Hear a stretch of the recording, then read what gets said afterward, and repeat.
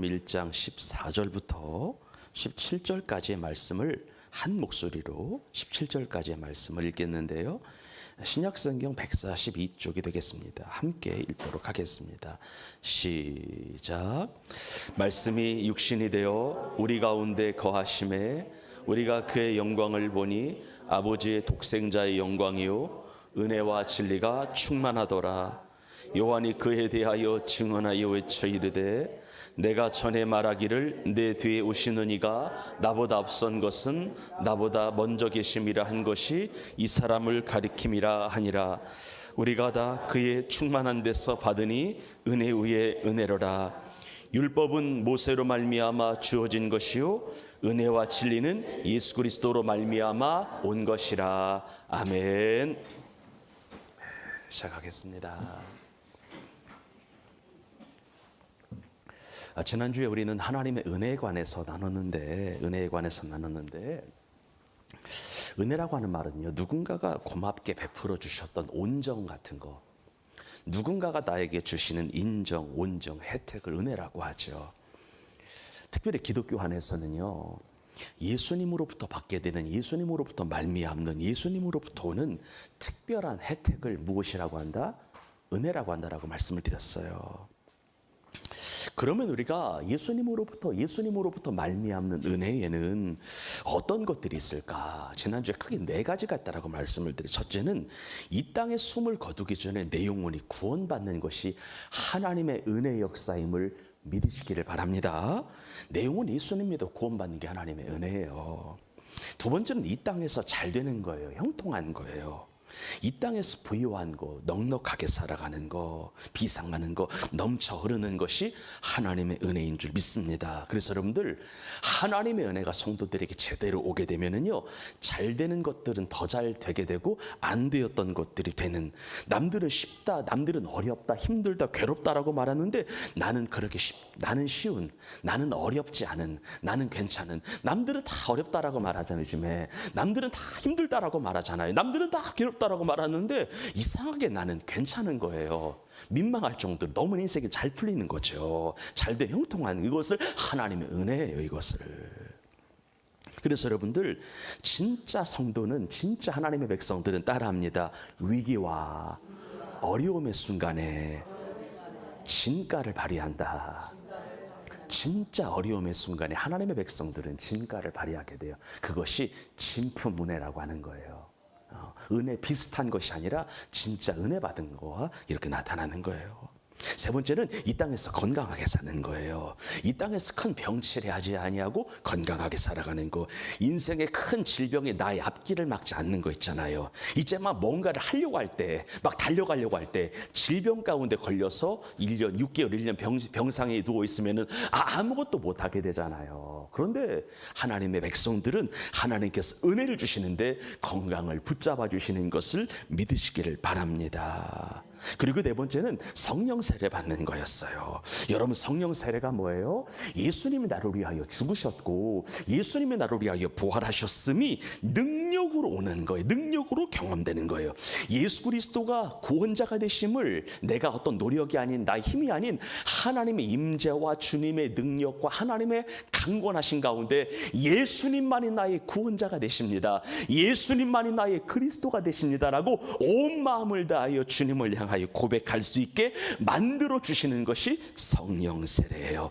예수님께서 나의 모든 죄를 짊어지시고 십자가에 달려 죽으사 3일 만에 부활하사 나의 모든 죄가 깨끗하게 사해졌음을, 그래서 예수의 생명이 내 영혼에 들어와 변하여 새 사람 되었음을 마음을 다해 고백할 수 있다면 그 사람은 성령 세례 받은 것입니다. 그래서 여러분들, 지난번에 말했잖아요. 세례라고 하는 것은 헬라어로 밥티조라고 하는데요, 이런 뜻이에요. 한번 크게 따라해요. 담궈지다. 그러니까 성령님 안에서 푹 담궈둬서 주는 그리스도시요 살아계신 하나님의 아들이라고 고백하지 않을 수 없는 불강력적인 하나님의 은혜가 오니까 그런 고백을 하나님 앞에 드리는 겁니다. 이것이 하나님의 은혜예요. 그러면 하나님의 은혜는 어떻게 온다라고 말씀을 드렸나요?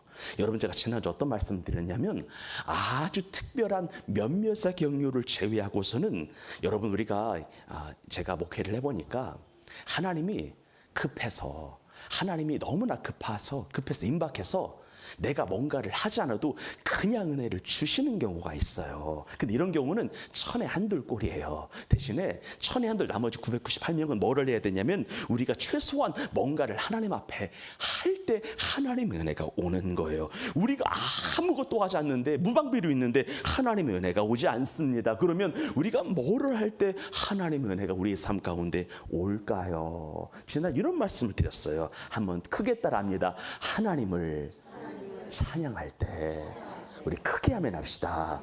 하나님을 찬양할 때 하나님의 은혜가 와요. 여러분, 하나님의 은혜와 똑같은 의미의 말이 하나님의 임재라고 하는 말이에요. 하나님의 임하심이라고 하는 말이에요. 근데 그 하나님의 임재, 하나님의 임하심은 우리가 뭐 할 때 오는 거예요? 찬양할 때 오는 거예요. 그래서 여러분들, 은혜의 불을 붙이는 것에 있어서 찬양만큼 힘 있는 것이 없어요. 그래서 감리교회를 창시하셨던 존 웨슬리 목사님께서는 찬양이라고 하는 것은 말씀보다 갑절로 많이 하라라고 이야기했던 기억이 있어요.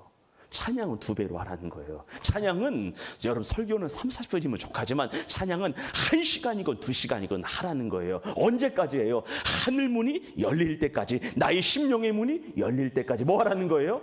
찬양하라는 거예요. 두 번째는 말씀을 들을 때 하나님의 은혜가 와요. 여러분, 믿음의 주체는 예수님이세요. 그래서 우리에게 믿음을 주시는 분이 예수님이신데, 그래서 믿음이 온다라고 하는 것은 누가 온다는 거예요? 예수님이 온다라고 하는 건데, 그런데 믿음은, 예수님은, 이 은혜는 여러분들이 하나님의 말씀을 들을 때 와요. 그래서 로마서 10장 11절은 말한 거예요. 읽겠습니다. 시작. 그러므로 믿음은 들음에서 나며 들음은 그리스도의 말씀으로 말미암느니라. 그래서 하나님의 말씀으로 내 영혼을 많이 노출시키게 되면 없었던 믿음도 생기게 되는 거예요.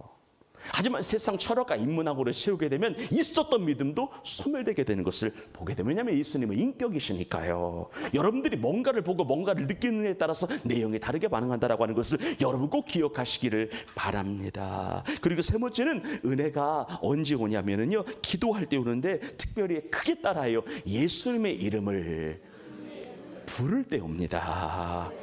여러분, 하나님의 은혜를 받기 원하십니까? 하나님의 은혜가 나의 삶을 장악하기를 원하세요? 하나님의 은혜로 말미암아 구원받기를 원하십니까? 하나님의 은혜가 나의 삶 가운데 찾아와서 주님 손을 놓지 않는, 주님과 동행하는 에녹과 같은 인생을 살기를 원하십니까? 그러면 주님의 이름을 간절히 부르시기를 주님의 이름으로 축복합니다. 그래서 사도행전 2장 21절은 말하는 거 읽겠습니다. 시작.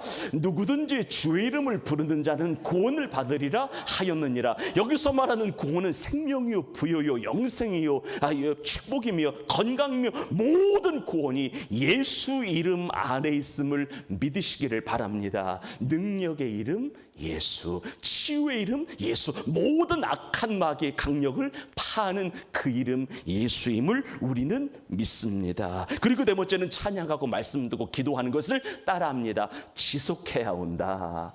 여러분, 한 번 찬양했다라고 은혜가 오지 않는다고 해서 은혜를, 하나님 앞에 찬양하는 것을, 말씀 듣는 것을, 기도하는 것을 포기하지 않는 자가 되기를 주님의 이름으로 축원합니다. 그리고 특별히 안수할 때 하나님의 은혜가 오지요. 여러분, 주의 종들이 성도들의 머리에 손을 얹고 기도하는 것을 안수라고 하는데, 안수는 하나님의 임재와 능력이 흐르는 놀라운 통로가 됩니다.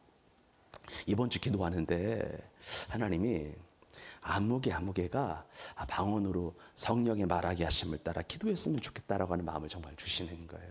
그래서 금요철 때 아무개 권사님한테 찾아가서 혹시 성령으로 말미암아 방언으로 기도하시냐고 물어보니까 목사님 사모하는 마음은 있는데 아직 안 되네요. 그랬어요. 그러면 제가 권사님, 이 시간에 하나님이 주신 거라 이미 주셨다고 하니까 제가 잠깐 안수할게요. 잠깐 안수하겠습니다. 안수 한 3분 정도 했거든요. 근데 바로 하나님이 성령이 말하게 하심을 따라 방언으로 기도를 하나님이 순간적으로 하게 하시는 거예요. 권사님이 그랬어요. 권사님, 무슨 느낌인지 알겠죠? 이 기도 30분만 지속하시라고, 방언 잃어버리지 않게 해서 하나님께서 그 영혼에게 하늘의 언어인 신비한 능력을 주셨습니다. 정말 감사한 시간이었어요. 여러분, 안수할 때 능력이 있습니다. 대신에 조건이 있어요. 마음으로 거절하면 안 돼요.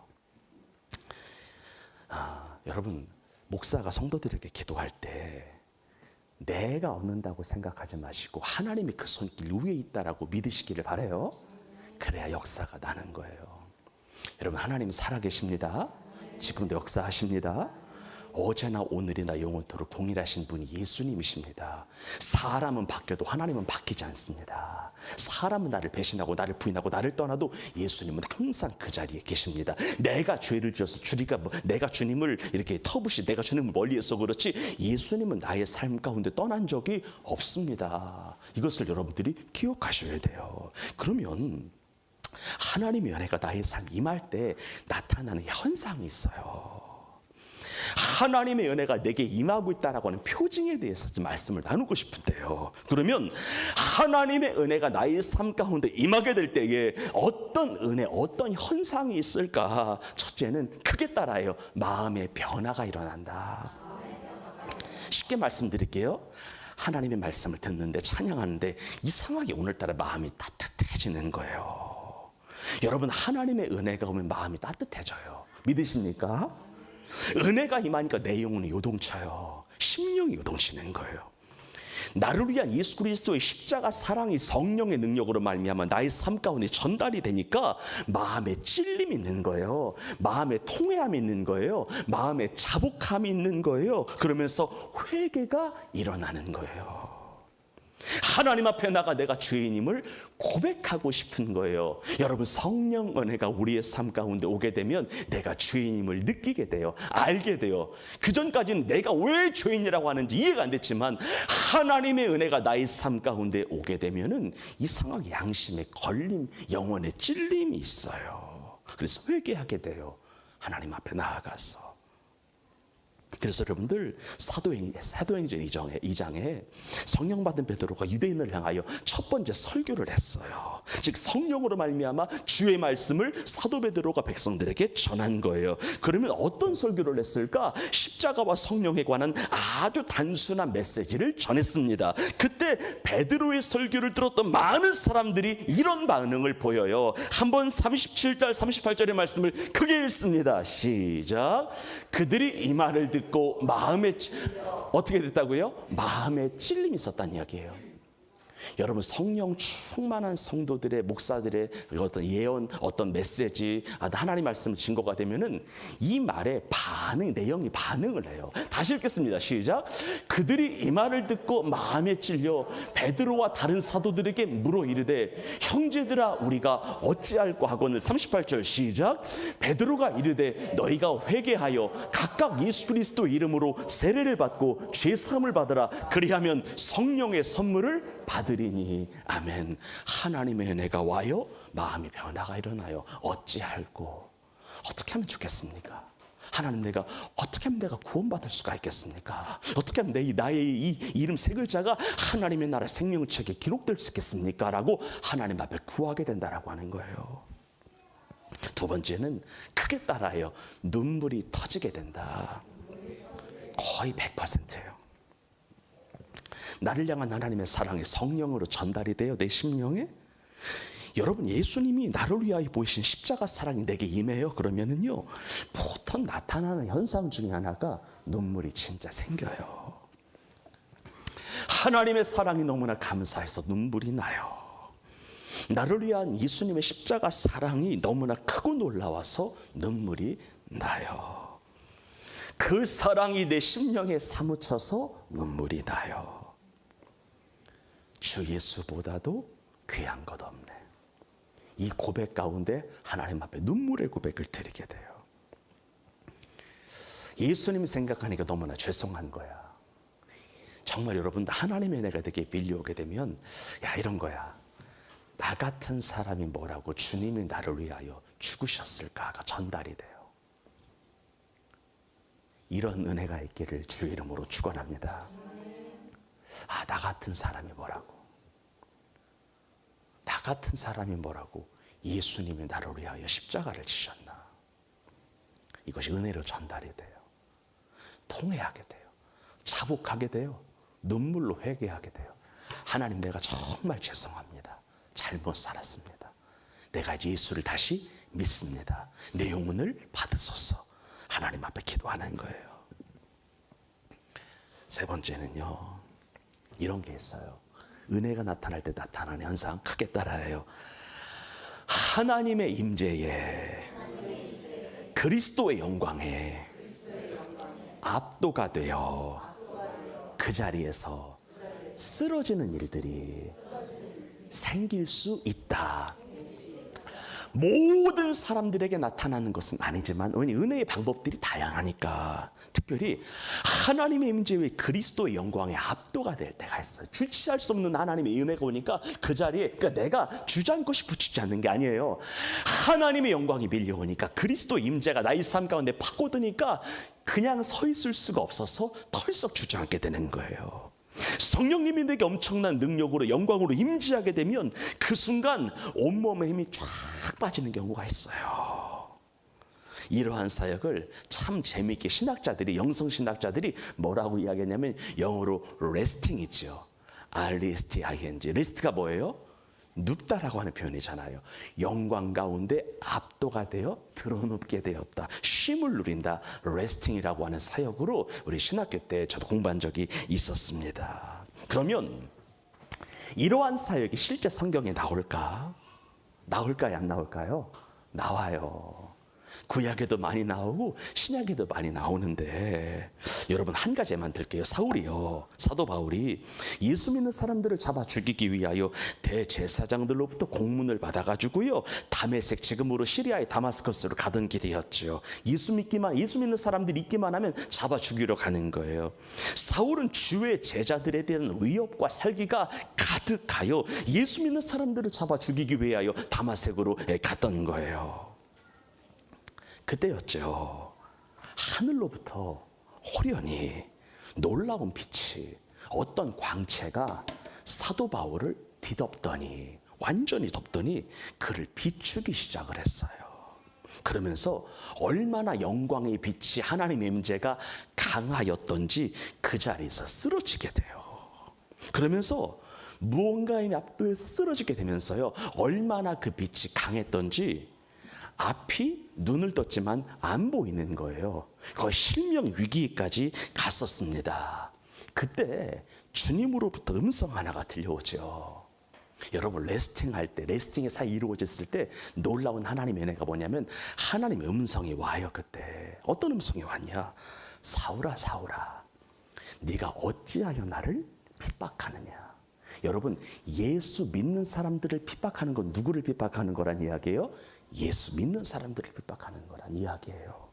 사울아, 사울아, 네가 어찌하여 나를 핍박하느냐? 그러면서 누구신지 몰라 깜짝 놀랐던 사울은 주님 누구이십니까? 라고 물어보죠. 주님 말씀하셨습니다. 나는 네가 박해하는 예수라. 성경 읽어보겠습니다. 읽습니다. 시작. 사울이 길을 가다가 다메섹에 가까이 이르니 호련히 하늘로부터 빛이 그를 둘러 비추는지라. 땅에 엎드려져 들음에 소리가 있어 이르시되 사울아, 사울아, 내가 어찌하여 나를 박해하느냐? 호련히 하늘로부터 빛이 그를 비추게 되니까 땅에 주저앉게 된 거예요. 쓰러지게 된 거죠. 그때 하나님의 음성이 들려온 거예요. 사울아, 사울아, 네가 어찌하여 나를 핍박하느냐? 5절 읽겠습니다. 시작. 대답하되 주여 누구시니까? 이르시되 나는 네가 박해하는 예수라. 아멘. 그래서 여러분들 기억하셔야 돼요.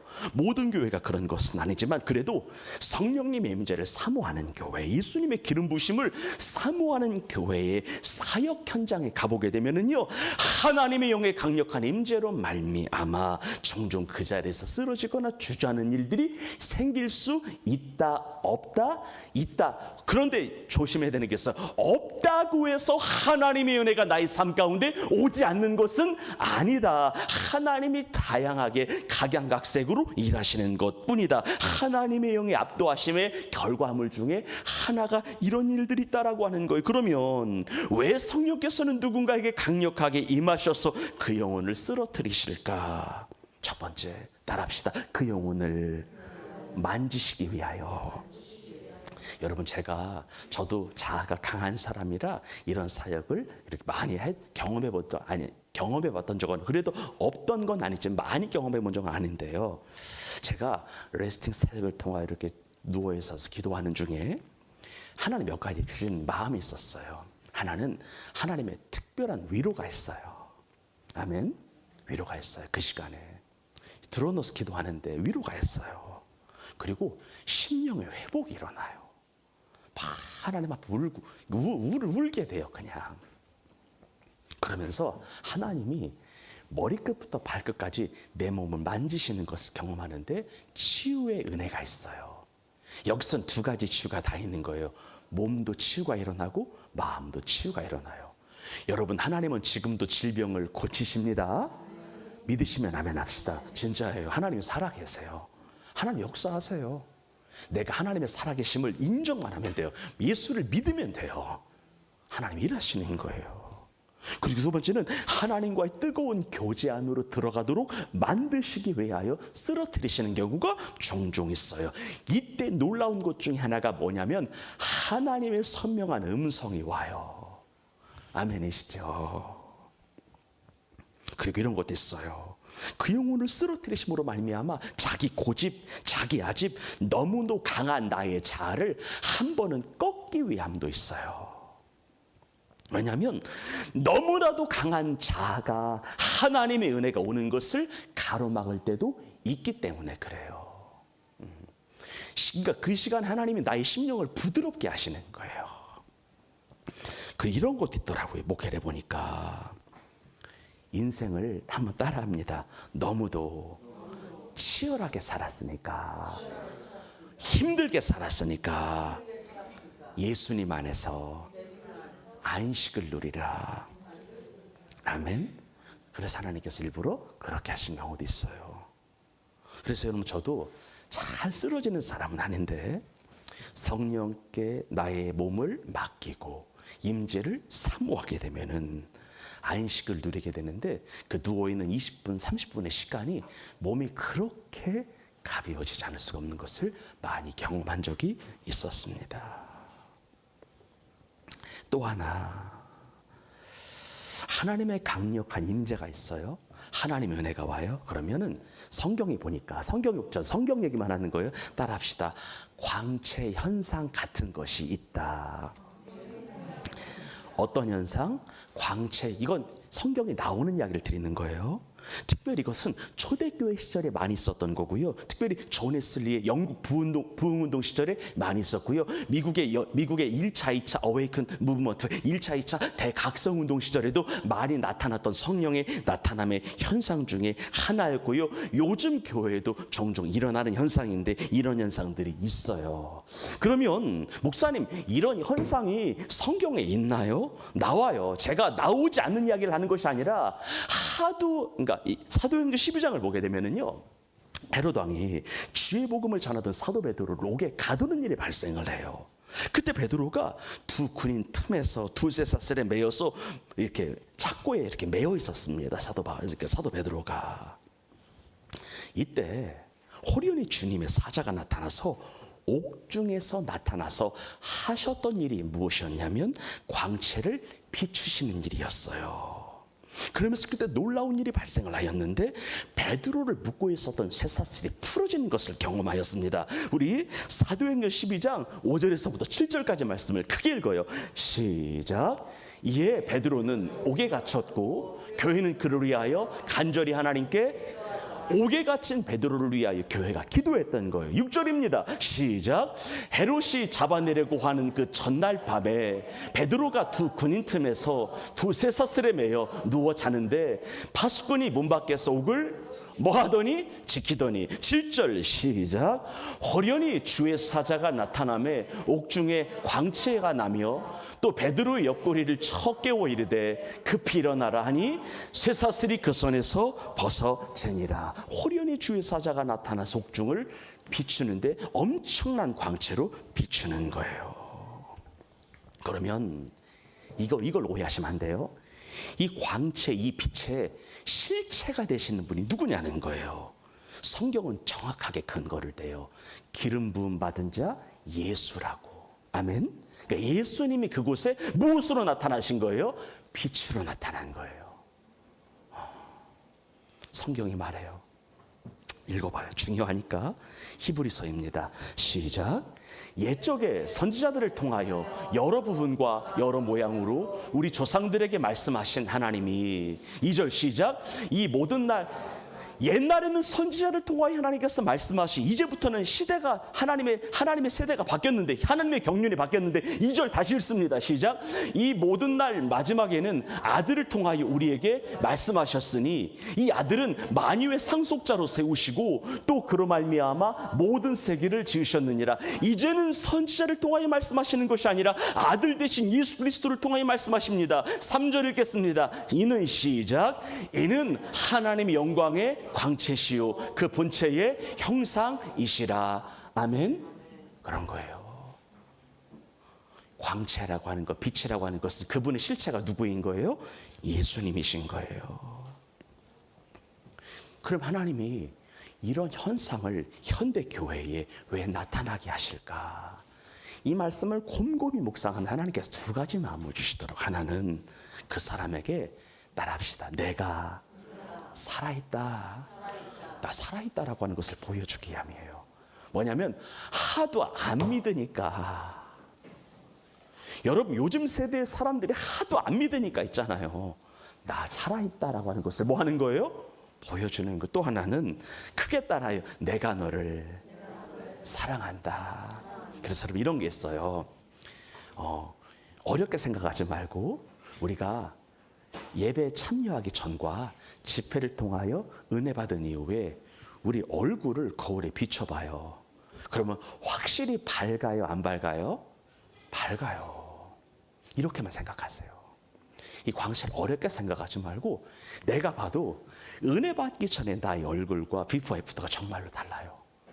나의 심령에 하나님이 오니까 여러분 심령의 기쁨이 얼굴로 뭐 하는 거예요? 빛으로 드러나게 되는 거예요. 이것이 하나님의 은혜의 증거임을 믿으시기를 바랍니다. 그리고 마지막 하나, 다섯 번째인데요. 하나님의 은혜가 임할 때 나타나는 현상 하나가 있어요. 저는 우리 교회가 이런 교회가 되기를 바랐는데 크게 따라요. 인간의 이성과 상식으로 이해되지 않는 기적을 선사하신다. 우리 하나님은 기적의 하나님이십니다. 믿으시죠? 여러분 성경의 역사는 지금도 살아있습니다. 정말요. 하나님의 은혜가 와요. 근데 이성으로 이해가 안 되는 일이 벌어져. 상식을 뛰어넘는 일이 생겨요. 건강이 와요, 여러분들. 물질이 와요. 안 믿으시네. 진짜인데. 부요함을 줘요, 하나님이. 내가 생각하지 않은 일을 주세요. 여러분 하나님은 여러분들을 하나님의 자녀 삼으실 때 할 수 있는 일만 하라고 부르시지 않으셨습니다. 할 수 없는 그 일을 하라고 하나님이 우리를 부르신 것을 믿으시기를 바랍니다. 방금 말씀드린 대로 베드로가 옥에 갇혀 있을 때에 하나님의 은혜로 말미암아 옥에 오고 손을 묶고 있었던 게 풀어졌잖아요. 바울과 실라가 기도하는데 귀신 들린 여종에게서 귀신이 떠나가게 됐잖아요. 바울과 실라가 옥에 갇혔을 때에 기도하고 찬송을 하는데 하나님께서 옥중을 흔들게 하심으로 큰 지진이 나서 옥터가 움직이고 문이 열리며 모든 사람의 매임이 풀어지는 하나님의 은혜가 정말 있었습니다. 바울 일행이 배 타고 복음을 증거하러 가는데 유라굴로라고 하는 광풍이 배를 덮쳐서 사지에 몰린 거죠. 죽음이 있었던 거예요. 그때 바울이 특별히 기도하는데 하나님께서 광풍을 멈추어 주셨습니다. 여러분 하나님을 기대합시다. 진짜 그래요. 여러분 성경에 사복음서에 나와 있는 일들이 지금도 일어나요. 두 가지 때문 안 일어나는 거예요. 절실함이 없어서. 또 하나는 나의 불신앙 때문 안 일어나는 거지 지금도 여전히 하나님은 살아계십니다. 그래서 제가 항상 이야기하잖아요. 저의 목회적인 제 스스로의 어떤 다짐인데 이런 교회가 됐으면 좋겠다라고 하는 건데, 저는 항상 생명예배교회에서 목회할 때마다 이런 기도를, 하나님, 우리 교회가 말씀이 살아있는 젊은 교회가 되기를 원합니다. 아멘. 뭐가 살아있는? 말씀이 살아있는 어떤 교회? 젊은 교회. 나이 드신 분이 오지 말란 이야기가 아닌 거 아시죠, 여러분들? 말씀이 살아 움직이는 젊고자 하는 교회 있죠. 하나님의 말씀이 왕성하게 운행하는 교회 있죠. 말씀이 흥황하는 교회 있죠. 이런 교회가 우리 교회이기를 주의 이름으로 축원합니다. 그럼 끝으로, 이런 하나님의 은혜가 언제 올까요? 어느 때 하나님의 은혜가 임하게 될까요?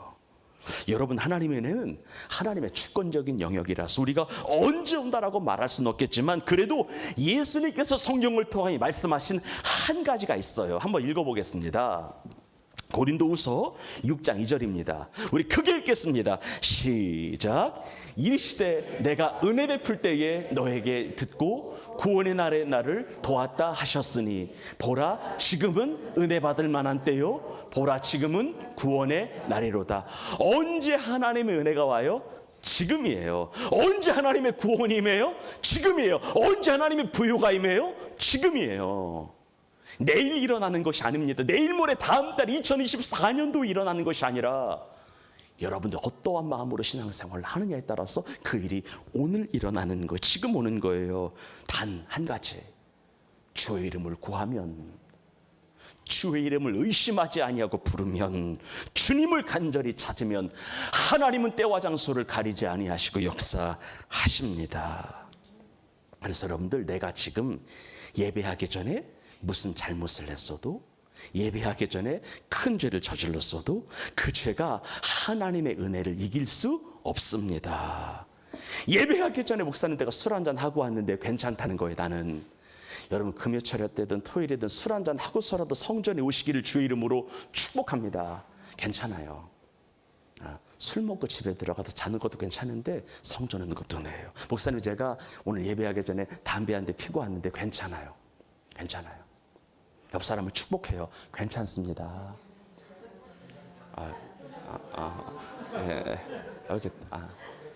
괜찮아요. 목사님, 제가 밖에 나가서 예배하기 전에 담배 한 대 빨고 왔는데 괜찮아요. 괜찮아요. 정말 괜찮아요. 그 담배 한 대가 하나님의 은혜를 하나님의 은혜가 그 담배 한 대를 이겨요. 그래서 하나님의 은혜가 오면 담배도 끊게 돼요.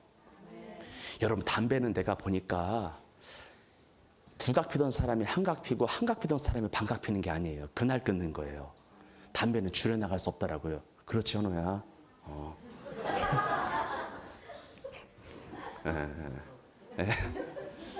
원래 현호 담배 안 폈었는데,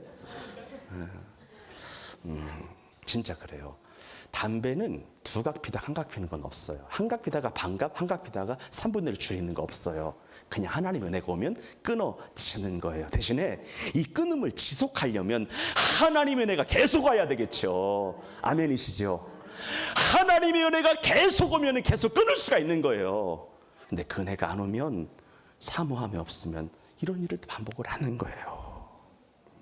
그래서 하나님의 주권적인 은혜는 나의 신앙과 나의 경건과는 무관하게 온다는 거예요. 물론 그렇다고 해서 일부러 술 먹고 성전 오라는 이야기는 아니에요. 담배 피고 오라니 그런 얘기가 나는 거 아닌 거 아시죠? 왜냐하면 하나님은 그래도 경건하게 거룩하게 살려고 하는 자에게 더 큰 은혜를 주시는 하나님이시기 때문에 그렇습니다. 그래서 하나님의 은혜는 너무나 크고 위대하기에, 그래서 하나님의 은혜는 나의 신앙과 경건과 무관하게 오는 것이기 때문에 어찌됐건 모든 상황에 주의 이름 부르면 너와 내 집이 구원을 얻습니다. 나를 자유케 합니다. 나를 새롭게 합니다. 변하여 새 사람 하나님께서 만들어 주십니다. 손으로 하는 모든 일들을 잘되게 하십니다. 만남의 복을 주십니다. 때를 따라 돕는 은혜와 함께 하세요. 사망의 음침한 골짜기를 다닐지라도 해를 두려워하지 아니할 것은 주께서 나와 뭐 하심이라? 함께 하심이라. 그래서 이 시대는 주님을 사랑한다라고 고백하면 주님의 사랑을 알게 되고, 주님을 간절히 찾으면 주님을 만나게 됩니다. 주의 이름 부르면 내 몸과 마음 하나님이 치유하십니다. 마음 열고 성령의 역사를 인정하면, 그분의 역사를 거절하지 않으면 그분이 일하십니다. 결론입니다. 예수님께서는 오늘 여러분과 저에게 은혜를 주시길 원하시는데, 마음을 열어 하나님을 찬송하고 주의 말씀에 아멘으로 늘 화답하고 주의 이름을 간절히 부르는 성도들이 되셔서 놀라운 하나님의 은혜가 여러분의 삶과 인생과 가정과 일터와 생업 위에 충만하기를 주님의 이름으로 축원합니다. 기도하겠습니다.